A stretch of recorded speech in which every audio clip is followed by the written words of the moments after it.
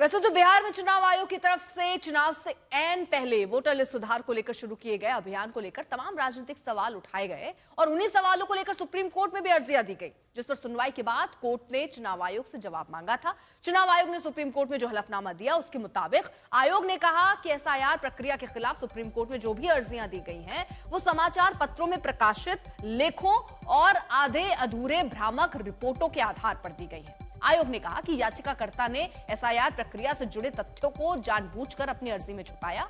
चुनाव आयोग का कहना है कि एक तरफ राजनीतिक दल कोर्ट में अर्जी दे रहे हैं कि दूसरी तरफ सभी दल अपने 1.5 लाख बूथ लेवल एजेंट्स के जरिए एसआईआर में मदद भी कर रहे हैं।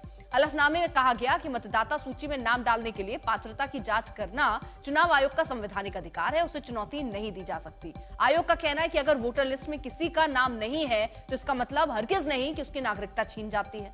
आयोग ने एसआईआर को सफल बताते हुए कहा कि 18 जुलाई तक करीब 90% फॉर्म भरे जा चुके हैं। सूची सुधार में अब तक मृत, विस्थापित, दोहरे और अवैध सब मिलाकर सिर्फ 5.92% वोटर्स के नाम कटने जा रहे हैं। इसी प्रक्रिया के दौरान सिर्फ 0.01% वोटर का ही पता नहीं चल पाया है।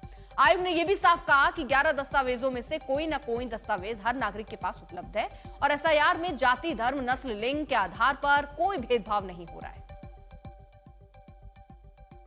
विरोधी दल का काम है, वो काम अपना कर रहे हैं।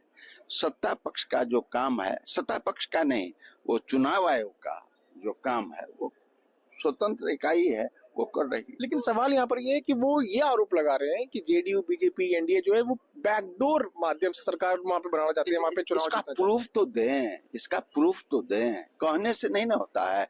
तर्क के आधार पर लोकसभा, राज्यसभा, असेंबली में तर्क वितर्क होते हैं, वाद विवाद होते हैं।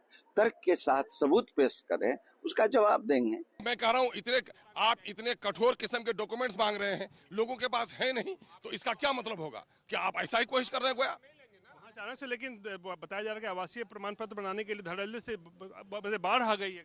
बाढ़ आ गई नहीं, रोक लगवा दिया गया है। जब से मुख्यमंत्री सम्राट चौधरी साहब ने ये गलत अफवाह फैलाई है, तब से वहाँ के अफसरों ने रोक लगवा दिया है। डीएम ने वहाँ के रोक लगवा दिया, कहीं नहीं हो रहा है। जाकर के पता कर लीजिए आप। हजारों पेंडिंग्स हैं, 12,000, 15,000 पेंडिंग है और ये लोग जारी नहीं कर रहे हैं।